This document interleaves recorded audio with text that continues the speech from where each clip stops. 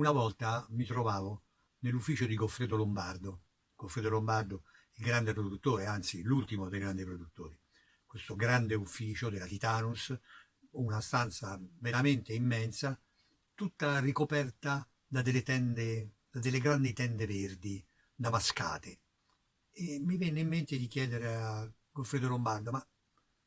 è una bellissima giornata, con tutte queste tende qui al chiuso così, non le dà un senso di soffocamento?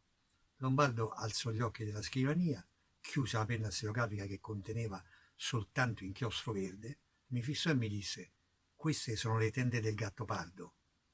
le terrò per sempre, perché lei non sa quanto mi sono costate. Ecco, mi è venuto in mente questo episodio, dopo tanto tempo, perché oggi sono passati circa 43 anni dalla morte di Luchino Visconti, il grande regista, autore del Gattopardo. Ed è in questa battuta di Goffredo Lombardo che ha avuto il coraggio di fare due film di Visconti che è concentrato anche la forza e la leggenda di Luchino Visconti.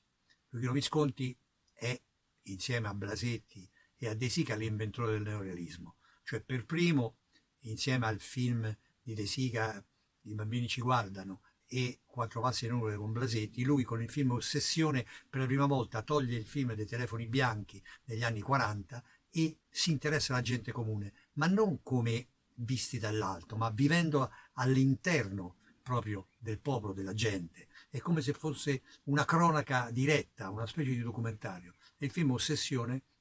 infatti, ebbe un straordinario successo sotto questo aspetto, perché racconta la vita di un girovago che avanza più o meno per la pianura e ha una storia d'amore con la moglie del padrone di un distributore, quindi è una storia qualunque, tinta di giallo, di misteri e di ardente passione, molto forte, dove c'è Massimo Girotti, straordinario, e, e quindi è Clara Lamai. E questo film proprio è l'inizio di questo filone di cinema verità, che poi Rossellini, De Sica svilupperanno in maniera sempre maggiore. Anche Visconti lo sviluppa in altri film, sempre alla ricerca di questa verità, di questa intensità. Lui aristocratico, lui chiuso in questo mondo dorato in cui avrebbe potuto soltanto e per sempre rappresentare telefoni bianchi, in realtà invece si interessa della gente comune, del popolo, delle persone vere, anche per la sua fede politica, che è una fede di sinistra, e proprio per questa ragione cerca di raccontare delle storie delle persone autentiche. E un'altra di queste storie è sicuramente La Terra Trema, che tratta dal racconto dei Verga, i Maravoglia, e racconta quasi a livello documentario la storia di questi pescatori di Aci Trezza in Sicilia, e con un estremo durismo, con un estremo verismo e quasi con una crudeltà, un bianco e nero rigoroso, fortissimo. Poi ha un momento di straordinario e interessante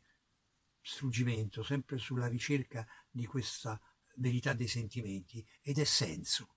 Senso è questo film sul patriottismo, è questo film sull'Italia del Risorgimento, un film che in realtà racconta in parte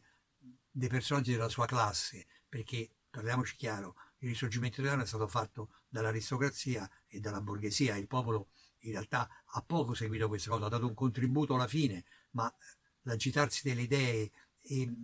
i moti di avere l'Italia libera appartengono alla classe colta. Bene, questo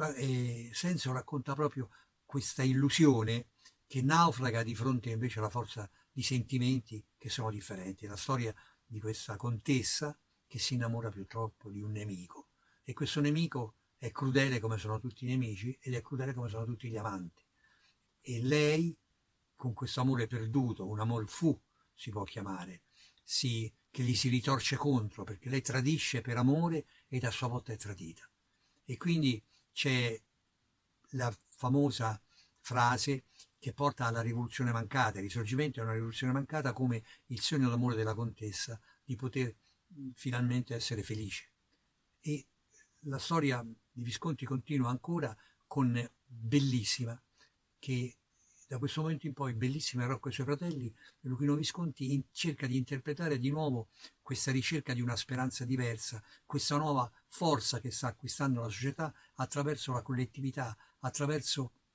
una battaglia contro i miti della società contemporanea, che sono anche delle sirene, il consumismo, il cinema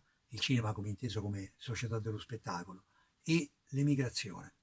In ambedue questi casi però il film si avvia ad una forma di delusione in cui si prefigura questo fallimento e sopravvive soltanto la piccola speranza della gente qualunque, sopravvive soltanto che cosa? L'intensità dei sentimenti. L'intensità dei sentimenti che noi poi vedremo trionfare in maniera clamorosa e straordinaria nel Gattopardo. Nel Gattopardo dove è questo grande affresco di nuovo storico, di nuovo sul risorgimento, di nuovo in cui confluiscono l'amore, in cui confluisce il senso della bellezza, in cui confluisce la nostalgia. È come se Visconti a questo punto si rendesse conto che il tempo passato in realtà è un accumulo di cose che si distillano nel tempo e che proprio in questa distillazione c'è una forma di bellezza, c'è quasi una paradossale forma di speranza. Ed è soltanto la bellezza e la speranza e la nostalgia del tempo passato a dare sapore e valore alla vita. Nel grande ballo finale del Gattopardo, che dura quasi un terzo del film e che quindi vuol celebrare la bellezza di un'epoca che passa con l'accurato rimpianto di quello che accade. Ed è bellissimo perché dobbiamo capire il grande sforzo produttivo, e qui ritorna di nuovo la grandezza del produttore che era lombardo, cioè questo palazzo Gangi di Palermo, questo palazzo principesco, in cui la nobiltà di Palermo, tramite proprio la complicità affettuosa di Visconti, fa affluire i suoi tesori e quindi ognuno porta dei mobili, porta dei ninnoli, porta dei quadri, oltre all'arredamento che c'era nell'ambiente, per creare questo sfarzosissimo ambiente che celebra il trionfo dell'aristocrazia, ma celebra anche la sua fine. E in questo ballo finale in cui il principe di Salina, uno straordinario Bart Lancaster, pensate, Visconti all'inizio non voleva Lorenzo Olivier, ottima scelta, pensava che questo cowboy americano non fosse in grado di recitarlo, ma invece la bravura di Bart Lancaster, unita alla bravura di Visconti, hanno fatto del personaggio del principe di Salina un personaggio magnifico, epico, ed è il ballo con Angelica, cioè la fine della vita con l'inizio della vita, l'esperienza che balla con la vita che sorge, con la primavera, questo incontro fra autunno e primavera in questa lunghissima danza è in realtà una sintesi della vita che noi rivedremo ancora in un altro grande film di Visconti che è Morte a Venezia. Di nuovo qui la bellezza, ma la bellezza ormai è, mentre quella del Gattopardo è il senso del protagonista che ha il senso della morte, ma che ancora ha il piacere di godere della bellezza e del rigoglio della vita, nella Morte a Venezia in realtà è il languore della morte che ci trascina, consolato soltanto da questa immagine di struggente, lontanissima bellezza, quella di un ragazzo che rappresenta la freschezza, l'ingenuità, ma che corre lontano, che sulla spiaggia si allontana sempre di più, fino oltre la vista. Ecco, in questa grande parabola, poi passando per la caduta degli dei, il ritratto di famiglia all'interno, ma sono film importanti, anche Ludwig, straordinariamente importanti, di una ricchezza scenografica meravigliosa, la leggendaria pignoleria di Visconti che voleva addirittura nei cassetti le monete d'epoca, va bene, oltre che essere stato un grandissimo regista di teatro e un grandissimo regista di opere liriche. In realtà però sono questi film, dal mio punto di vista cinematografico, che sono dei capisaldi importanti. Sono un percorso veramente interessante che parte dal verismo e sfuma addirittura nel rimpianto, nella nostalgia, un percorso quasi al contrario di quello che avviene, che generalmente si parte dal desiderio, si parte dal ricordo e si arriva alla verità. In questo caso è un discorso al contrario, è un discorso quindi originale, struggente e disperato, che però ci ha lasciato queste tracce di bellezza che ancora oggi ci commuovono. Grazie.